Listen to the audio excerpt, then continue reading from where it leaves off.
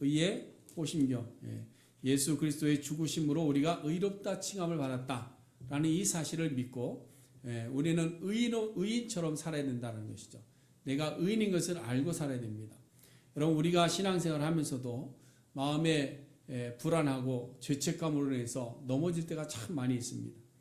그렇지 않기 위해서는 우리가 예수 그리스도께서 믿는 자들에게 의롭다 칭해 주시고 그들에게는 결코 정죄함이 없다라고 하신 이 놀라운 진리가 우리의 삶을 의로운 삶으로 변화시켜 주는 줄로 믿습니다. 그래서 의의 호심경을 붙이고, 그 다음에 세 번째는요, 복음의 신입니다.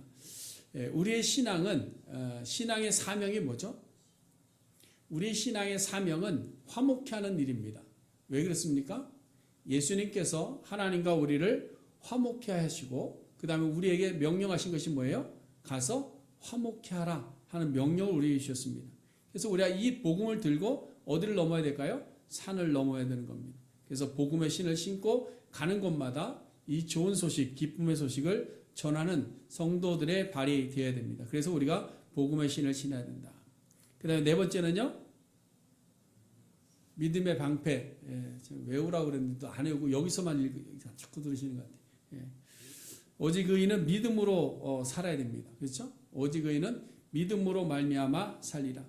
왜 믿음으로 살아야 되느냐? 믿음의 방패를 들지 않으면 마귀가 쏘는 불화살을 우리가 막을 수가 없다라는 겁니다. 여러분, 공중곳에 잡은 마귀는요, 우리를 향해서 공격할 때 어떻게 공격하느냐? 불화살로 공격하는데요, 그냥 한 발 한 발 쏘는 게 아니고 달연장처럼 쏘는 겁니다. 고난과 고통과 환난과 핍박과 다툼과 분쟁과 분열과 상처와 또 여러 가지 유혹과 헛된 교리들을 막 이런 것들을 한꺼번에 막 모아가지고 우리에게 막 달연장으로 막 쏘아댑니다. 이것을 막아낼 수 있는 힘이 뭐냐? 그것은 바로 믿음의 방패다. 그래서 우리를 구원하시고 내가 세상 끝날까지 너희와 항상 함께하겠다 하셨던 그 하나님의 음성, 예수 그리스도의 약속을 믿는 그 믿음의 방패를 들어야 우리가 마귀의 불화살을 막아서 승리할 수 있다라는 거예요. 그 다음에 다섯 번째는 뭐죠? 구원의 투구입니다. 누구든지 예수 그리스도를 믿으면 뭐 받는다? 예수 그리스도를 믿으면 뭘 받는다? 구원을 받는다. 그렇죠? 구원받은 자들의 가치관은 어떻게 됩니까? 그래서 구원받은 백성들의 가치관은 뭘로 바뀔까요? 오직 예수로 바뀌는 거예요. 우리가 예수 그리스도를 믿는다라는 의미는 뭐냐면 그냥 나를 천국 보내주실 분 이런 걸 믿는 게 아니고요. 나를 위해서 예수님께서 십자가에 죽으셨고 그 죽으심을 통해서 내가 구원받았다는 놀라운 사실을 믿는 겁니다. 그렇기 때문에 나는 지금부터 누구를 위해서 산다? 예수 그리스도를 산다. 라는 가치관으로 바뀌어지는 겁니다. 그것이 바로 구원의 투구입니다. 이 구원의 소망이 있으면 우리 헛된 세상적인 유혹 속에서도 헛된 인본주의적인 사고 속에서도 우리는 우리의 삶을, 우리의 신앙을, 우리의 믿음을 또한 우리의 가치관을 지켜낼 수 있다. 그래서 우리가 믿음의 방패를 드려야 된다. 마지막 여섯 번째는 뭐죠? 성령의 검. 성령의 검이 뭐라고 그랬어요? 하나님의 말씀이다 그랬어요. 여러분, 말씀의 검이 없으면 우리가 말씀은 전혀 모르는데 막 기도하면서 가끔 그런 분들이 있어요. 사단아 물러가라 막 이런. 근데 말씀이 없는데 사단을 아무리 물리친다고 외쳐봐야 안 물러갑니다. 왜? 너쯤은 내가 감당할 수 있어로 달려들기 때문에 그렇죠. 하나님의 말씀이 있어야 하나님의 말씀으로 사단을 공격해야만 사단이 물러가는 겁니다. 말씀 없이는 물리칠 수가 없는 겁니다. 우리가 이 하나님의 말씀을 준비하지 않으면 우리의 신앙은 어떻게 되느냐? 순종적인 신앙이 아니라 누구 신앙이? 자기 보기에 좋은 신앙, 자기 편안한 신앙, 자기의 마음의 평안을 누리는 종교 생활에 그치고 마는 겁니다. 여러분, 우리는 종교 생활에 만족해서는 안 됩니다. 기독교는 종교 생활이 아닙니다. 기독교는 종교 생활이 아니고 기독교는 신앙 생활입니다. 신앙 생활. 그래서 하나님의 말씀을 듣고 하나님의 말씀을 읽고 하나님의 말씀을 따라서 하나님의 말씀을 성취시켜가는 그런 신앙의 삶을 사는 것이 우리 기독교의 신앙이다라는 사실입니다. 그러므로 이 6가지 하나님의 전신갑주를 우리가 매일매일, 이건 매일 점검해야 돼. 그래서 암송하라는 거예요. 매일매일 점검해야 돼.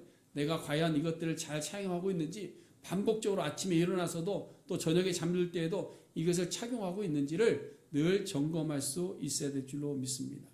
그래서 우리의 영적 전쟁에 살아 승리할 수 있는 비결은 이 하나님의 전신갑주를 입는 길 외에는 없다라는 사실이에요. 그러므로 하나님의 말씀 중요합니다.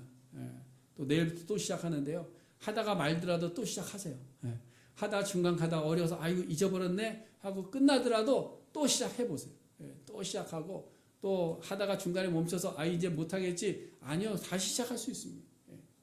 그래서 말씀을 우리에게서 떨어놓지 말고 늘 말씀이 우리의 마음판에 있고 말씀이 우리 손에 있어서 악한 마귀를 대적하는 우리의 모든 삶이 될 수 있기를 간절히 바랍니다. 자, 이제 이렇게 하나님의 전신갑주를 잘 준비했으면 그 다음에 어디로 가야 될까요? 전장으로 나가야 됩니다. 전장에 나가서 싸워야 됩니다. 여러분, 이스라엘 백성들이 애굽을 나와서 광야 생활을 40년 동안 합니다.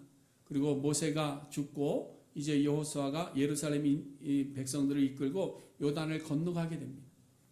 여호수아가 법궤를 앞세우고 요단을 건너고 나서 가장 먼저 한 것이 뭔지 아십니까?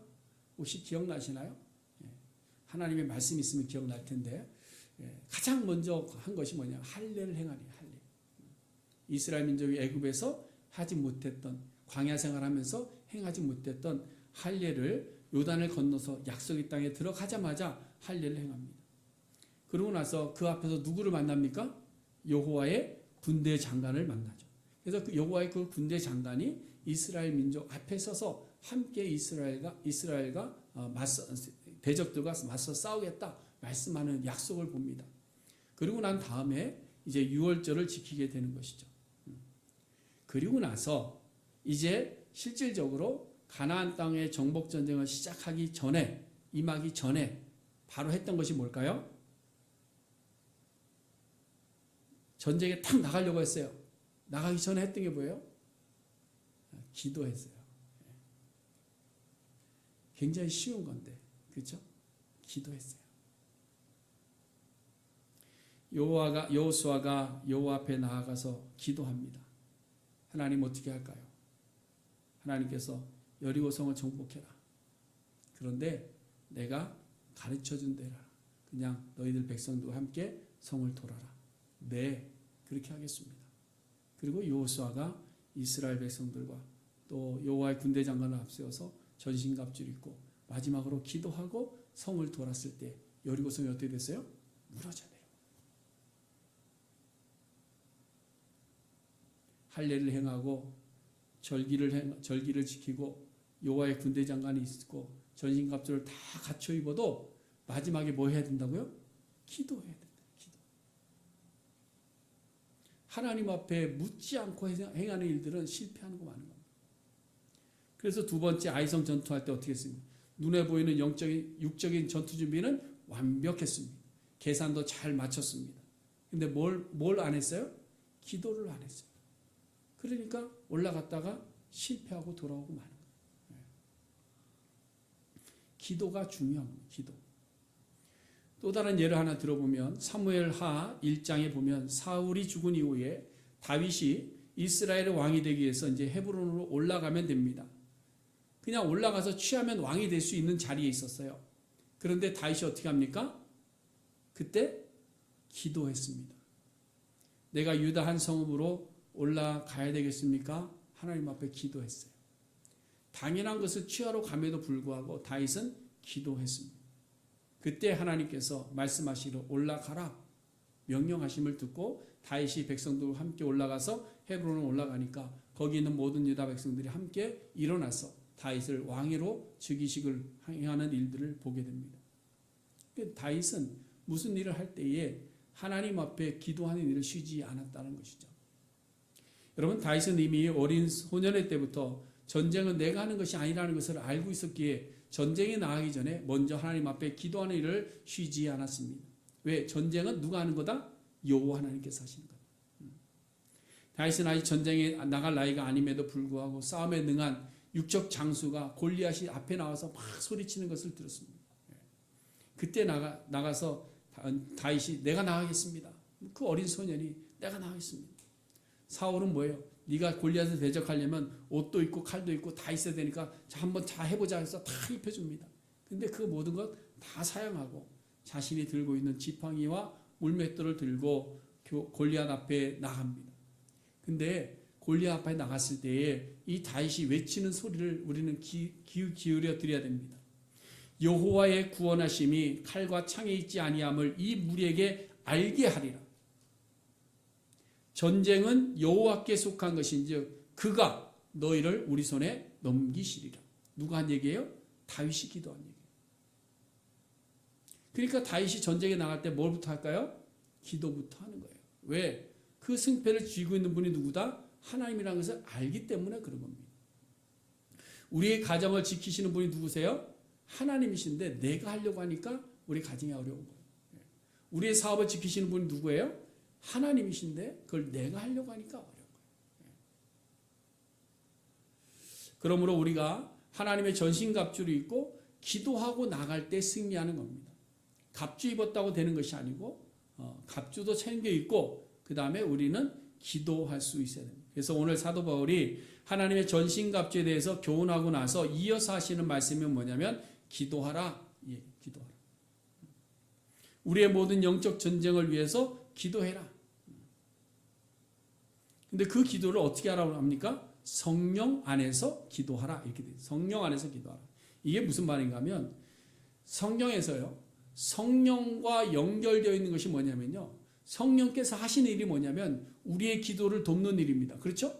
그 다음에 또 무슨 일 하시죠? 말씀을 깨닫게 하시는 거예요. 예. 성령께서는 우리의 기도를 도우시고 우리에게 말씀을 깨닫게 하시는 일과 직접적으로 연결되어 있는 분이 누구예요? 성령 하나님이세요. 그러니까 우리가 말씀을 깨닫기 위해서는 어떻게 돼요? 기도해야 돼요. 그래서 우리가 성경 통독하기 전에 말씀을 읽기 전에 먼저 뭐 하라 그랬어요? 기도해라. 왜? 말씀을 이해할 수 있도록 성령의 도우심을 구하는 겁니다. 그리고 성령께서 깨닫게 하시면 그 다음에 뭐 해야 돼요? 기도하는 겁니다. 하나님 내가 이 말씀대로 살겠습니다라는 것을 주님 앞에 구하는 거예요. 그게 기도하는 거예요.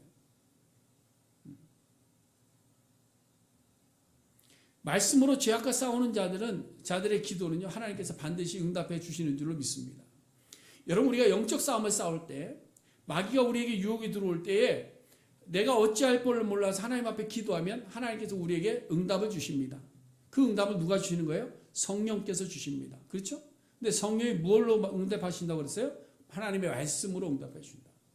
하나님의 말씀에 있는 것들을 기억나게 하시고 하나님의 말씀을 깨닫게 하시고 그 하나님의 말씀을 나에게 적용하게 하시고 그 하나님의 말씀이 나를 찌르게 하셔서 우리의 삶을 새롭게 하고 영적 싸움을 이겨나갈 수 있게 만들어주시는 거예요. 여러분, 예수님의 12제자들을 보세요.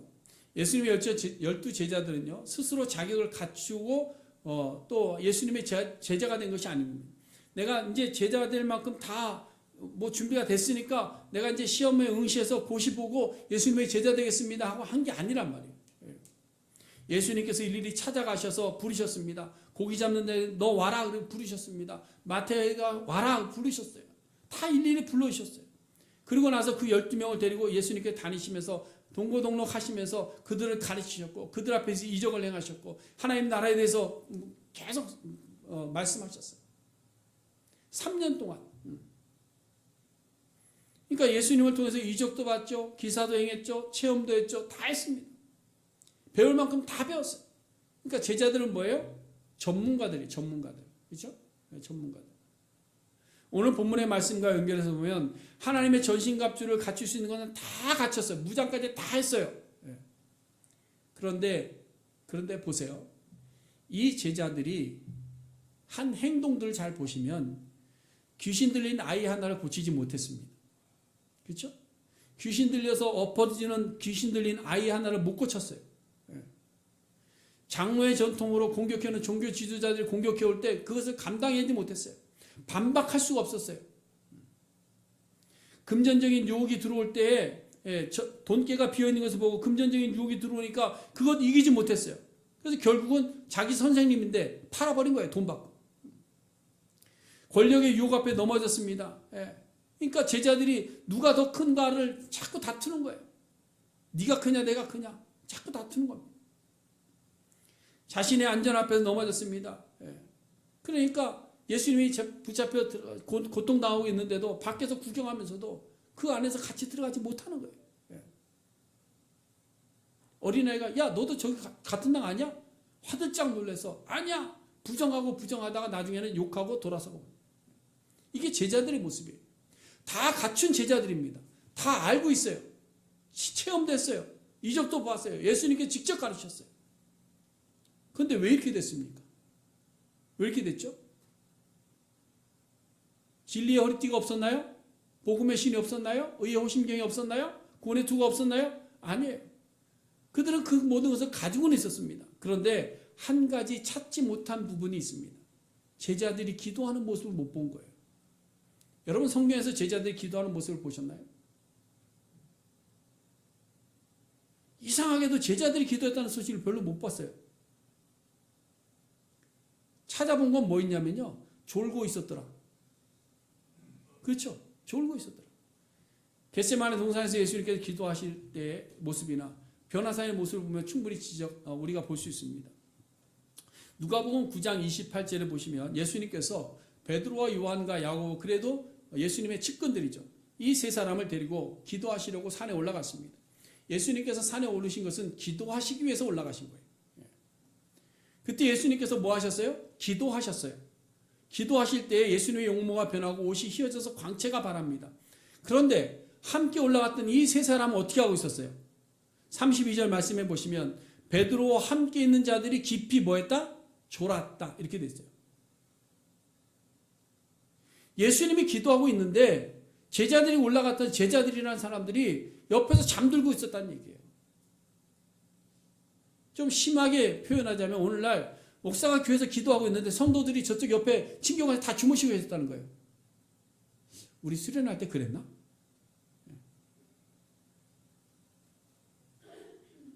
예수님과 함께 동행했지만 예수님은 기도하시는데 제자들은 잠자고 있었어요. 놀라운 이적의 장소에 있었지만 그들은 기도하지 않았습니다. 그러니까 그 결과 그들의 행동을 보세요. 어떤 행동이었는가? 베드로가 막 자다가 뭐가 확 핀다는 것을 번쩍했어요. 너무 황홀경. 예수님의 용모가 변하고 막 빛이 확 끄적거려. 그러니까 베드로가 자다 깨서 한다는 소리가 주여 여기가 좋사오니 초막셋을 짓겠습니다. 당신과 나와 우리들이 오손도손 여기서 잘 살아보게 이루고 있는 거예요. 여러분 이게 그냥 우리가 스치고 지나가야 될 말씀이 아닙니다. 오늘날 우리 신앙이 이런 거예요. 아는 것으로 무장은 하지만 기도하지 않는 거죠. 우리의 신앙이 향하는 방향을 지금 오늘 제자들의 모습 속에서 그대로 보여주고 있는 거예요. 예수님께서는 기도하시는데 예수님께서 지금도 우리를 위해서 성령 하나님도 우리를 위해서 탄식하며 기도하시는데 우리는 뭐예요? 기도하지 않는다. 그러다가 예수님의 신비한 이적을 보면 놀라고 그 이적을 구하고 또 그러면서도 우리의 신앙은 변하지 않는다.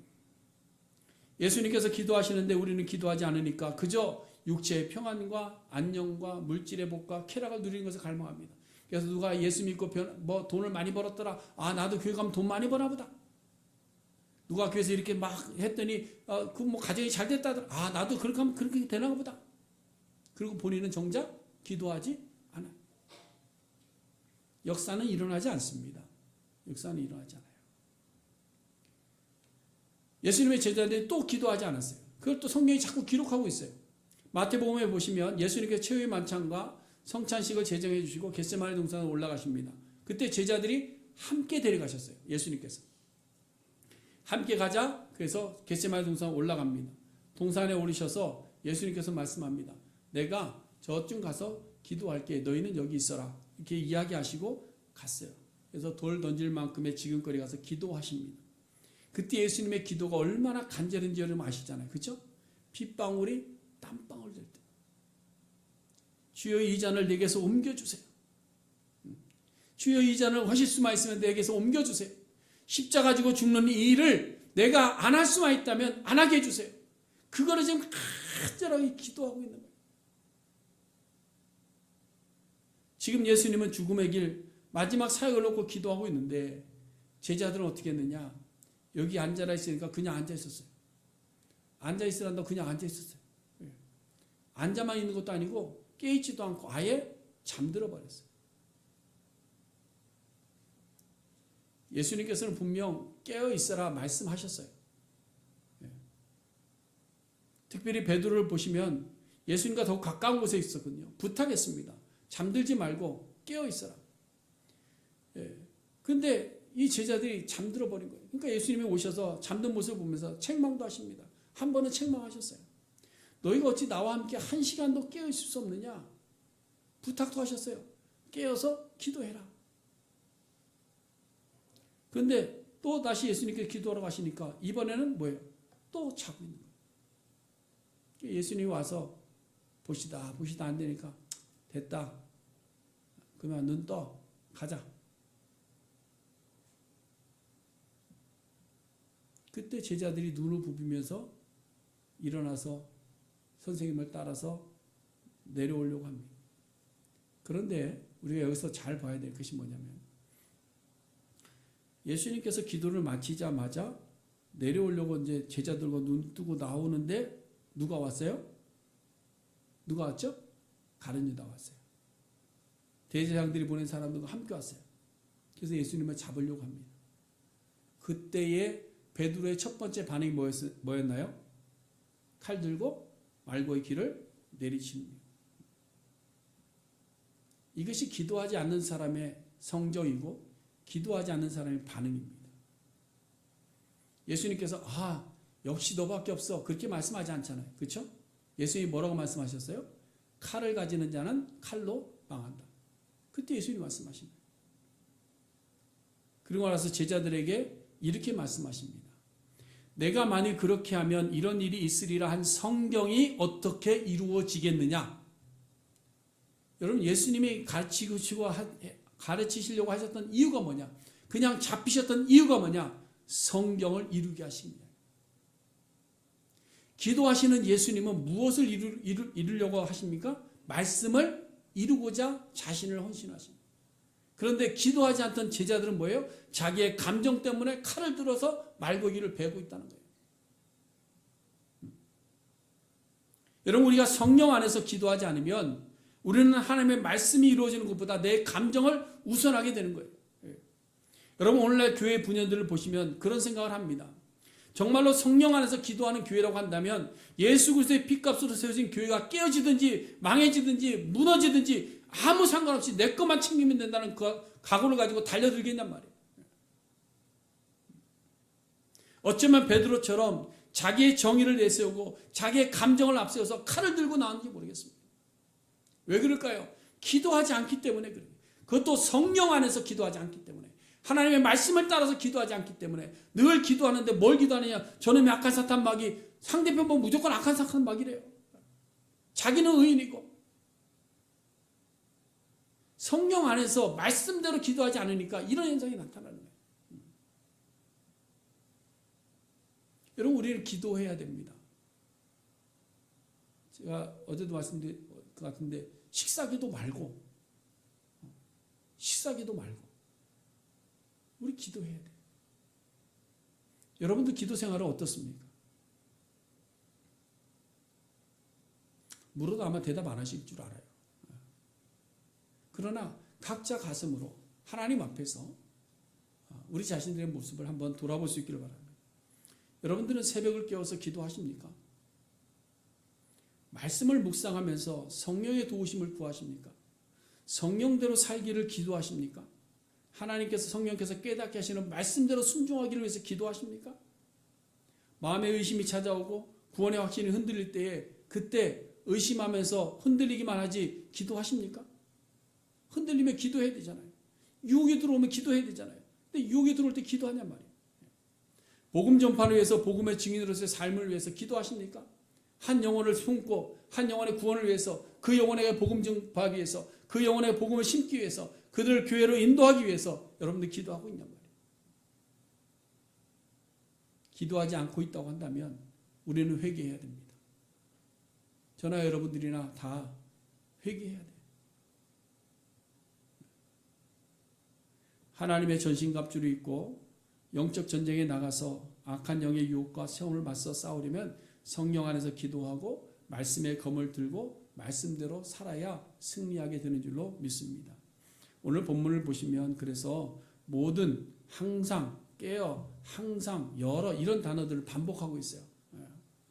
18절 말씀 보시면 모든 기도와 간구 이렇게 되어 있는데 always, 이전 성경에는 무시로 이렇게 되어 있는데 우리의 삶의 모든 경우에 이렇게 얘기합니다.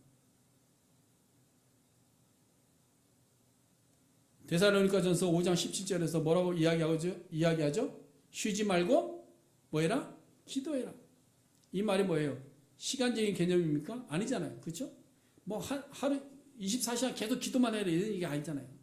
쉬지 않는다는 말은 뭐냐? always, 모든 영역에서, 우리의 삶의 모든 영역 가운데서 모든 일들을 하나님 앞에 기도해라 이 얘기를 하고 있는 거예요. 그래서 여러분 우리가 주기도문을 잘 보시면요, 굉장히 길진 않지만 짧지만요, 그 안에는 우리의 삶의 모든 영역들을 포함하고 있습니다. 신앙적인 문제, 개인적인 문제, 삶의 문제, 이웃과의 문제 다 담고 있는 거예요. 그래서 여러분 기도의 제목이 없다는 것은요, 우리가 신앙의 삶을 살지 않고 있습니다라는 고백과 똑같은 겁니다. 여러분 우리는 삶 자체가 뭐 해야 될까요? 삶이 기도 제목이에요. 그렇죠? 그렇게 하고 계십니까? 여러분 우리의 삶이 기도 제목입니다. 살아가는 자체가 기도 제목이에요. 그러므로 기도라는 것은 무슨 어려움이 있을 때만 해결책을 구하는 것이 기도가 아니에요. 하나님 이런 어려움이 있으니까 이 어려움을 해결해 주세요. 그것만이 기도가 아닙니다. 기도는 평안할 때도 하는 거예요. 부유할 때도 하는 겁니다. 감사한 일이 있어 하는 겁니다. 고난할 때에도 하는 거예요. 갈 길을 알지 못하는 때에도 기도하는 거예요. 그래서 always, 모든 기도와 간구로. 그리고 기도할 때마다 두 번째로 이야기하는, 두 번째 항상이 뭐냐? 언제나 성령 안에서 기도해라. 우리의 마음만 시원하게 토로하는 그런 기도가 아닙니다. 기도는요, 내 마음 시원하자고 하는 게 아니에요. 기도는 성령께서 말씀을 통해서 우리에게 응답하시는 소리를 듣기 위해서 기도하는 거예요. 그래서 우리는 하나님 앞에 입을 열어 구하기도 하지만 귀를 열어 듣기도 해야 되는 것이 기도 생활이에요. 우리의 마음속에 깨닫게 하시는 성령의 음성, 깨닫게 하시는 성령의 말씀들을 우리가 들어야 돼요. 그것이 바로 성령 안에서 기도하는 겁니다. 그 다음에 세 번째로는 항상 힘써야 됩니다. 이것은 뭐 생각날 때만 하는 것이 아닙니다. 날마다 깨어서 구하는 일에 힘써야 돼요. 여러분 이런 말씀드려 죄송한데요, 신앙생활을 남는 것으로 하지 마세요. 남는 것으로 하지 마세요. 우리의 신앙생활은 여유가 있을 때 하는 것이 아닙니다. 특별한 어려움이 있을 때만 하는 것이 아닙니다. 신앙생활은 그냥 형식적으로 해치운다고 되는 것이 아닙니다. 신앙생활은 특별히 이 기도생활은 우리가 힘을 써서 깨어서 항상 힘써야 되는 것이 기도의 삶이다라는 사실. 그래서 여러분 우리가 이렇게 성령 안에서 기도의 사람이 되면 두 가지가 우리에게 따라오는 것이 있습니다. 그게 뭐냐면 첫 번째는요, 우리의 삶이 이타적인 긍휼과 사랑의 눈으로 바뀌게 됩니다. 기도하는 사람들은요, 다른 사람을 볼 수 있는 눈이 생깁니다. 믿으십니까? 기도하는 사람은요, 다른 사람을 볼 수 있어요. 근데 기도하지 않으면 다른 사람이 안 보입니다. 여러분 오늘 본문 18절 마지막에 보시면 사도 바울이 이야기할 때 18절에 이렇게 이야기합니다. 항상 힘쓰며 그 다음에 여러 성도를 위해서 구하라 이렇게 되어 있어요. 그렇죠? 이건 무슨 말이에요? 주변을 돌아보라는 말입니다. 주변을.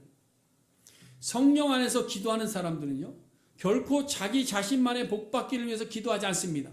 자기 자신의 삶의 행복만을 위해서 기도하지 않습니다. 이것도 우리의 기도 제목이지만 이것을 뛰어넘습니다. 그래서 기복주의적이거나 샤머니즘적인 기도는 오직 자기 자신의 안녕과 자기 자신의 복을 구하는 그런 기도입니다. 근데 성령 안에서 기도하는 사람들에 되면 여기서 뛰어넘는다는 거죠. 왜냐하면 언제나 남들의 사정과 형편은 눈 속에 작은 티처럼 보이고 자기 형편은 태산처럼 커 보이기 때문에 우리의 기도 제목이 날마다 나에게서 멈춰져 있어요. 그러나 우리가 성령 안에서 기도하다 보면 주변에 있는 사람들이 보이는 거예요. 옆에 있는 사람이 보이는 겁니다. 그 사람의 마음이 이해가 되는 거고 그 사람의 심령들이 되어서 함께 눈물을 흘려주고 그들과 함께 마음을 애타서 주님 앞에 기도할 수 있게 되는 거예요. 그 예가 누구냐? 스데반 집사님입니다. 스데반 집사님. 스데반 집사님이 예수님의 말씀을 듣고 배웠습니다. 그래서 그런지 몰라도 마지막까지 스데반 집사님이 예수님을 본받아 살았어요. 자기에게 돌을 막 던지고 있습니다. 이 현실이에요. 고통의 현실입니다. 예. 그런데 스데반 집사님 어떻게 했어요? 돌을 던지는 자들의 영혼을 보고 있는 거예요. 영혼. 자기에게 돌을 던지고 있는 그 사람의 영혼을 보고 있더라는 거예요. 누가 그랬어요? 예수님이 그러시잖아요. 예수님. 저들이 지금 무슨 일을 하고 있는지 모르니까, 저들이 철이 없어서 잘 모르고 그러니까 하나님 용서해 주세요. 오늘날 우리의 기도는 내 삶에서 벗어나지 못하고 있지 않습니까? 내 가정의 울타리를 넘지 못하고 있지 않습니까? 내 교회 안에서만 이루어지고 있지 않습니까? 이웃교회가 어떻게 됐든 간에, 세계교회가 어떻게 되고 있든 간에 아무 상관이 없고. 근데 여러분, 야곱이 마지막에 요셉을 축복한 축복의 내용이 뭔 줄 아십니까? 요셉은 무성한 가지 곧 샘 곁에 무성한 가지라. 그 가지가 뭐를 넘었다? 담을 넘었도다. 우리가 성령 안에서 기도하는 복의 사람이 되면 우리의 기도 소리가 우리 안에 머물러 있지 아니하고 우리의 담을 넘어가게 될 줄로 믿습니다. 넘어가는 거예요. 그 다음 두 번째로 성령 안에서 기도할 때 우리에게 다가오는 것은 뭐냐? 주어지는 복은 담대함을 가지게 된다. 자, 오늘 본문 19절과 20절 말씀 보시면요, 사도 바울이 에베소 교회에 기도하라 말씀하시면서 또 무엇을 부탁합니까? 나를 위해서 기도해라 이렇게 얘기합니다. 나를 위해서 기도하라. 여러분, 사도 바울이 왜 기도해달라고 했을까요? 한번 생각해 보셨나요? 19절과 20절에 보면요, 그 사도 바울이 왜 기도하라 했는지 분명히 나옵니다. 그건 뭐냐면 담대히라는 단어가 반복됩니다. 파르레시아라는 단어인데요, 이 말은 막힘이 없이 자유롭고 자신있게라는 의미를 가지고 있어요. 이방의 전도자로 부름을 받고 놀라운 이적을 체험하고 예수를 만났습니다. 복음을 전하면서 평생을 살았습니다. 그럼에도 불구하고 사도 바울에게 필요했던 건 뭐냐? 기도의 힘이었습니다. 무엇을 위해서? 복음의 비밀을 전하는 자가 되기 위해서. 우리가 복음에 대해서, 예수님에 대해서 증거하는 당당함이 없는 이유가 있습니다. 자꾸 머뭇거리는 이유가 있습니다. 우리가 세상 앞에 I'm Christian 이라고 당당하게 외치지 못하는 이유가 있습니다. 차 뒤에 물고기를 붙이고 다니지 못하는 이유가 있습니다. 우리가 하나님의 말씀을 들고 나가서 복음을 그대로 사람들이 전하지 못하는 이유가 있습니다. 그게 뭐냐? 성령 안에서 기도해서 성령의 능력을 받지 못했기 때문에 그러는 거예요. 반대로 생각하면 우리가 성령 안에서 기도하는 자가 되면 어떻습니까? 우리가 우리의 복음을, 우리가 받은 은혜를 전하는 데 있어서 어떻게 할까요? 담대해지는 거예요. 담대해지는. 사도 바울은 그것을 아는 겁니다. 그러니까 내가 담대히 주의 복음을 어떤 사람 앞에 서든지 담대하게 우물쭈물거리지 말고 두려워서 숨지 말고 당당하게 외칠 수 있도록 나를 위해서 기도해줘라. 여러분들도 저를 위해서 기도해 주시기를 바랍니다. 제가 복음에 있는 말씀을 여러분들 형편과 처지와 상황을 따라서 가리지 않도록 있는 그대로 전할 수 있도록 기도해 주셔야 돼요. 제가 말씀을 전하지 않으면 왜 여기서 있겠죠? 그렇잖아요. 저는 여러분들을 위해서 기도합니다. 여러분들이 어디 가서 I'm Christian, 복음의 깃발을 높이 들고 나아가서 그리스도인 닮은 삶을 잘 살아가기 위해서 저는 기도합니다. 다시 베드로 욕을 조금 하자면요, 베드로가 어린 소자가 너는 그 당이라 할 때 왜 담대하게 밝히지 못했을까요? 성령 안에서 기도하는 일이 없었기 때문에 그래요. 변화산에서 내려오면서 귀신 들린 아이를 제자들이 고쳐주지 못했을 때 기도하지 않았기 때문이라는 것을 말씀하면서 예수님께서 이런 말씀하셨어요. 기도 외에 다른 것으로는 이런 종류가 나갈 수 없느니라. 사랑하는 성도 여러분, 저는 오늘 말씀을 듣습니다. 그리고 말씀을 전합니다. 우리가 함께 성령 안에서 기도하는 우리 교회가 될 수 있기를 간절히 소원해 드립니다. 우리는 하나님께서 불러주셔서 자기 아들을 내어주시고 구원하셔서 하나님의 제자 되게 하셨습니다. 그래서 우리가 많은 것을 압니다. 진리의 허리띠도 알고 구원의 투구도 알고 믿음의 방패도 다 압니다. 근데 여전히 우리는 내 생각과 내 판단에 묶여 있는 것은 우리가 성령 안에서 기도하지 않고 있기 때문이다라는 것이죠. 여러분, 아무리 좋은 장비를 가지고 있어도 사용하는 법을 모르면 아무 의미가 없는 거예요. 우리가 가지고 있는 말씀과 우리의 허락하신 기도의 능력을 썩혀두지 마시고 성령 안에서 기도함으로 우리의 작은 물매, 우리의 작은 지식, 우리의 작은 고백, 우리의 작은 체험이라 할지라도 그것을 가지고 나아갈 때에 악한 적군을 물리칠 수 있는 하나님의 군사들이 다 될 수 있는 줄로 믿습니다. 기도하겠습니다. 사랑 많으신